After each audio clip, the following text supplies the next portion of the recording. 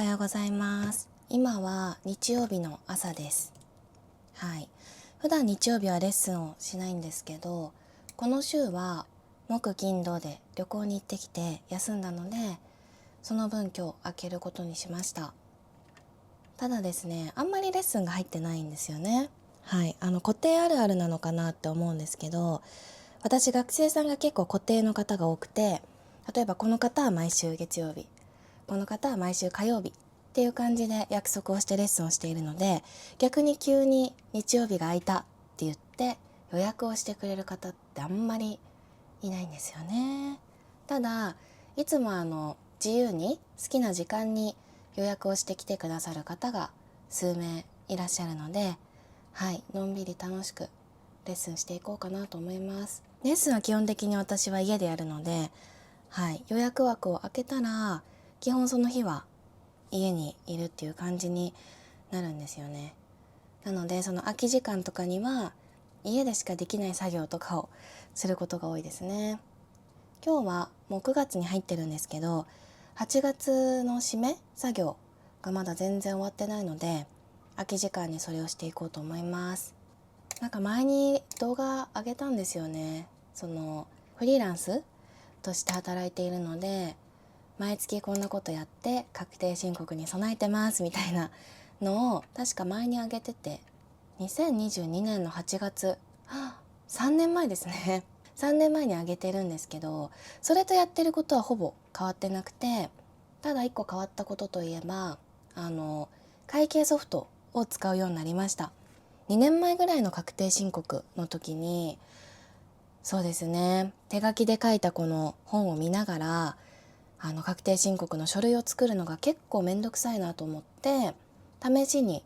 その会計ソフトを使ってみたらすっごい楽だったんですよ。なので今は毎月レシートとかの情報を携帯のアプリに記録するのは変えてないんですけど、その後ノートに書いてたものを今は会計ソフトに直接入力してます。そうすると確定申告の時はもう本当にボタン一つで書類が全部出来上がるんですよ。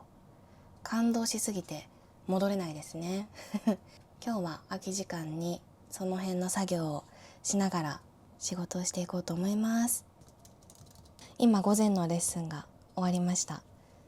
なんか一番最後に来てくれた学生さんがイギリスに長く住んでる韓国人の方なんですけど、2週間前ぐらいから台湾での生活を始めたそうなんですね。台湾に転勤が決まって台湾に住み始めたそうなんですけど、なんか台湾で生活するにあたって今はこの仕事が始まるまでの間中国語を猛勉強しているって言ってて、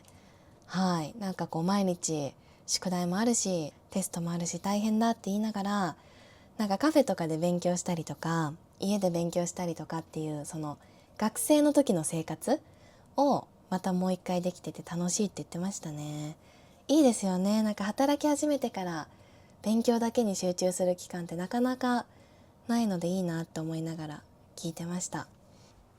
旅行に行ってきた場所がですね、大阪です。木金土で行ったんですけど、金曜日に万博に行ってきました。脈々も結構ギリギリに完成してこれをつけて楽しんできました。で、お土産でこれを買ってきました。チョコサンドクッキー。こんな感じです。可愛くないですか？いやー、なんか最初は正直このキャラ何なんだろうって思ったんですけど、万博に行ったらもう至る所にいたので、もうちょっともう愛着が湧きましたね。脈々今日友達に会うのであげようと思います。大阪に行ったら絶対に行きたいと思ってた場所があって、北浜レトロっていうカフェなんですけど、私いとこに数年前に教えてもらってからずっと行きたいと思ってたんですよ。でも結構混んでるっぽかったので軽い気持ちではいけないなと思って、で今回万博の次の日特にやることもなかったので、朝から並んで入ってきました。でですね、そこで買ったものがあって、これです。これはスプーンとフォークのセットですね。すごい可愛いと思ってもう何も考えずに買っちゃいました。どうですか？めっちゃ可愛いですね。でその北浜レトロのお店のこのテーブルにテーブルクロスが引いてあって、それがまたすごい可愛い布だったんですよね。こういうクロス作るのいいなってちょっと思っちゃいました。なんかこういう布でテーブルクロス作っても可愛いですよね。今週はまた仕事を頑張ろうと思います。今ですね、今日のレッスンが終わったんですけど、最後の方はこの本を使ってレッスンをしました。これはですね、1日1ページ読むだけで身につく日本の教養っていう本で、このシリーズいろいろ展開されてるんですよ。なんかこう1日1ページ読むだけで身につく、これは日本の教養ですけど、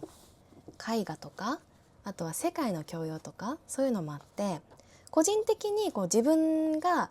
こう知識をつけたいなと思って興味を持ってたんですけど、今日の学生さんがもう私のとこに来てくれた時からもうすでに上級レベルだったんですね。なので最初はニュースの記事とかでレッスンをしてたんですけど、その方の興味がですね、歴史だったんですよ。はい。でゲームとかでも歴史がちょっとこう絡んでるようなゲームが好きだったりして、そういう知識を身につけたいっておっしゃってたので、こんなのあるよって共有したら、もう次の週には買ってたんですね、その学生さんが。ただ買ったけどこう漢字だったりとか言葉が難しすぎるっていうことで、私も買って、で一緒にこれを読みながらレッスンをしてます。で私でも読めない漢字が本当にたくさんあって、準備はちょっと大変なんですけど、何よりその内容が私にとってもすごく勉強になるというか、学生時代に地理の時間に勉強したこと、歴史の時間に勉強したことをもう一回なんかおさらいするみたいな感じで、なんかすごい楽しいです。日本語のレッスンって結局日本語が上手になることっていうのが目的ですけど、そのために使うツールだったりとか教材とかに関してはやっぱできる限り楽しくて、学生さんが興味があるものっていうのがいいなっていうのは日々感じて意識していることなので、その方にはこれが本当にハマってて、半年ぐらいもうこれを使ってレッスンをしています。こんな可愛いカメラをゲットしたので、ちょっとこれをデコっていこうと思います。これ本当につくのって思うぐらいちっちゃいんですよね。結構前に買ったこういうシールを使ってやろうかな。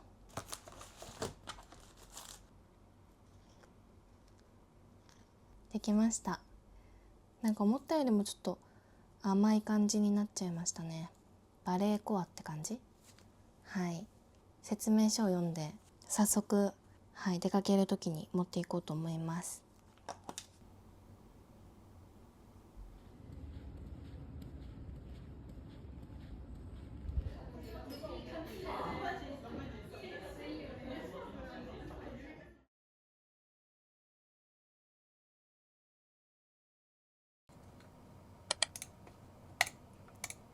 はい、今日のレッスンが全部終わりました。今日は月曜日だったんですけど、月曜日は結構ハードなんですよね。8コマぐらいありました。はい、レッスンをたくさんする日ですね。ただ途中に 2,3 時間空き時間があったので、その間に生地屋さんの1周年イベントの企画を進めて、明日インスタライブをしたりとか、今週セールをすることにしました。結構頑張れた一日なんじゃないかなと思います。最後のレッスンは韓国語だったんですよね。今3人目の学生さんに教えてるんですけど、この有名な教科書を使って教えてます。で私は大学生の時に韓国語を始めて、なんだかんだ日常会話ができるようになったんですけど、なんかこうなんでできるようになったんだろうとかって考えてみたら、なんかそれがなんとなくこういい感じの勉強法に当てはめることができるようになって、かつ私日本語を教えてるじゃないですか。でオンラインで教えてると本当にいろんな方法で日本語を勉強してきてる人たちに出会えるので、そういう方にそんな方法あるんだっていう勉強法とか教えてもらったりしてて、でなんかこう効率がいい韓国語の勉強の仕方みたいなのがなんとなく自分の中で固まってきたので、今はそれを実践してるっていう感じですね。はい、やっぱり結論文法は勉強した方がいいんじゃないかなっていうのと、プラスアルファでインプットの時間をですねちょっと工夫したりとかすることが必要だなとか、アウトプットの練習をここに入れた方がいいなとか、そういうのを今試してて結構いい感じに進んでるんですよ。なのでそのあたりもいつか動画とかにまとめたいなって思ってますね。で、ありがたいことに韓国語なんか勉強したいので教えてくださいって言っていただくことも今までにあって、ただなんか余裕がなくて全然こうレッスンっていう形では実現できてないんですけど、なんか違う形でできないかなと思って今ちょっと進めてることがありまして、去年の12月ぐらいから進めててもうすぐ1年経っちゃうんですけど、他のことが落ち着きそうなので落ち着いたら早速それにも取り掛かっていこうかなって思ってます。韓国語は私もずっと趣味でやってきたんですけど、結果的に今仕事に生かせてるなって感じるので、今例えば K-POP が好きとかドラマが好きとか、ファッションが好きとか何でもいいですけど、その韓国が好きで韓国のコンテンツとかに触れる機会が多くて、かつ韓国語を勉強したいってちょっとでも思ってる方だったら絶対に勉強した方がいいと思うんですよね。もうその好きっていう時が一番伸びるので、ぜひそういう方になんかこう届けられたらなと思って今計画中です。ただいっぱいいっぱいな感じではあるので今は修行してます。今日も結構難しいところを勉強したんですよ。ちなみに1冊目は終わって2冊目に入ってるんですけど、でもねなんかこうくじけることなくむしろ楽しそうに勉強してくれてるので、なんか私も自信がつきました。この方法でやっていけばいいんだなっていう自信がつきましたね。ということで最後のレッスンまで終わったので、今日はこの後仕事はせずになんかのんびりしよっかなって思います。そうだ、ちなみにこのタイマー勉強の時に使うタイマーですけど、私は外で作業する時にも使ってるんですけど、レッスンする時にも結構使ってて、レッスンスタートと同時にこのスタートをして5分ってなるまでにこれを終わらせる、10分ってなるまでにこれを終わらせるみたいな感じで使ってます。結構時間を把握するのに役立つので、最近はなんか必需品みたいになってますね。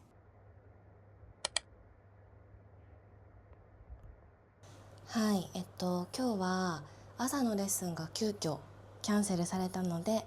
早めにこの部屋に来ました。今日はですね10時からインスタライブをする予定なので、それまであと1時間ぐらいあるので、その前にいろいろしなきゃいけない作業をしてインスタライブの準備もしようと思います。そしてもう9月秋が始まるということで秋っぽい布を出しました。私もこれちょっとキープして秋小物を作ろうかなと思います。じゃあ1時間ちょっと頑張って準備します。今こんな感じで準備しました。今回入る新作と、あとは再販の布ですね。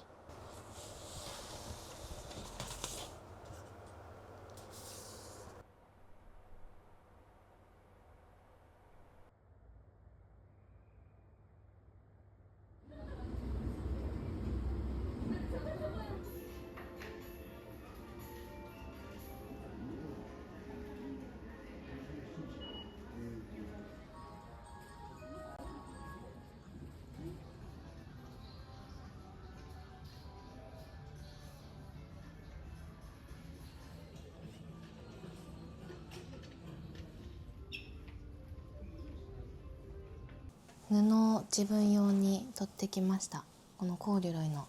秋っぽい布でいくつか小物を作ろうと思います。だいたいこれでお店でいう数量1分ぐらいなんですけど、それで作れる分だけいろいろ作っていこうと思います。なんかどっかで買ったんですよね。可愛いなと思って。ワッペンです。こんな感じのバラもあります。ダイソーでディズニーのワッペンがあったのでこれも買ってきました。可愛いな。ファスナーもいっぱい買ってきました。なんか12センチってなかなかなくないですか？でセリアに行ったらなんかすっごい売ってて、12センチが。なのでまだ何作るかわかんないんですけど、いろんな色買っておきました。今日はこっから1時間ぐらいですかね。はい、それぐらいしかちょっと時間がないので、その中で作れるものをいっぱい作っていこうと思います。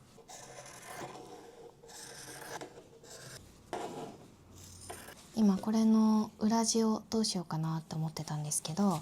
同じ色味の生地があったので、ちょっとこれで作っていこうと思います。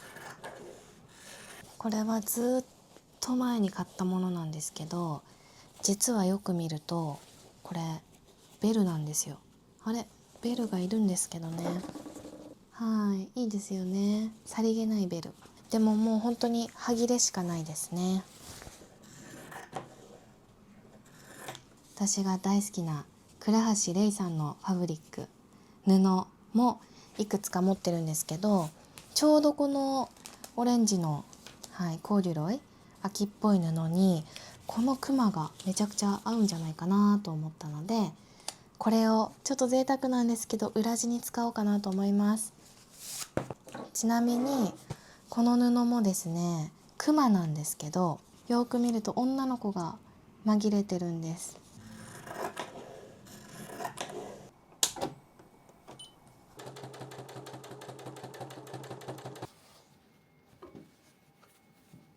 かわいい。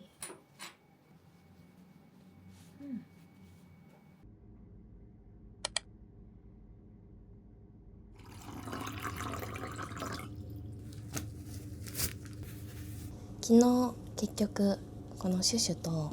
ティッシュケースを作ってきました。クマのバージョンとベルのバージョンですね。はい、すごい秋っぽくて可愛いなと思います。で、今日は仕上げにこのバラをこのティッシュケースに後でつけようと思います。そして秋になると絶対に見るドラマをつけながら作業しようと思います。あ、そうだ、あと昨日買い物もしてきました。まずこれは友達の誕生日プレゼントの一部として買いました。なんか収録って書いてありますよね。自分も欲しいなってちょっと思っちゃいましたけど、なんかこうデジタルの時代だからこそアナログいいなって思って、これは友達にあげようと思います。そして手帳のシーズンということで手帳も買ってきました。こっちがプライベート用で無印で買ったこっちが仕事用ですね。もうフリーランスの2年目からこれ使ってるので、もう4冊目とかになると思います。2026年のも買いました。そしてやっぱ手帳はデコりたいので、この一番気に入ったシール、あとはこのシリーズすごく好きで新しいのが出てたのでこれも買ってきました。今からちょっと手帳をまずデコろうかなと思います。ただその過程は日本語を勉強している方向けのコンテンツにしようかなと思うので、ちょっと今から手帳をデコりながらコンテンツを撮っていこうと思います。今手帳のデコが終わりました。これが今年のプライベート用の手帳です。手帳はもういつまでもアナログ派ですね。去年と全く同じものを買いました。で、こっちが仕事用の手帳です。これも去年と一緒のものですね。結局これが一番使いやすいんですよね。それぞれシールを貼ってデコりました。使えるまでもうちょっとですね。多分あっという間に来ると思うんですけど、それまで保管しておこうと思います。今日は私休みなんですよ。レッスンがない日なんですけど、友達と一緒にちょっと出かける予定があります。なのでこの前デコったこのちっちゃいカメラを持っていこうと思います。これちっちゃいのになんかちゃんと